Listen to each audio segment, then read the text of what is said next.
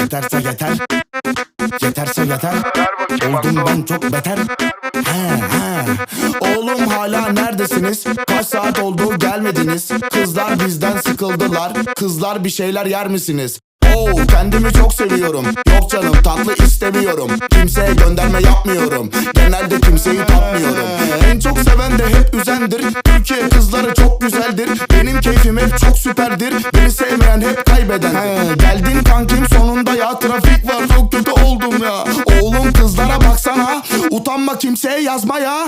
Kızlar beni çok seviyor. Ben kızları çok seviyorum.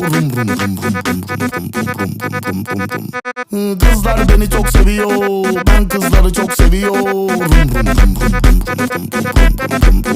Arabam vum vum vum. Sen istedin ben buldurdum. 2 dakikada uydurdum. Kıza şarabı ben doldurdum. Kızlar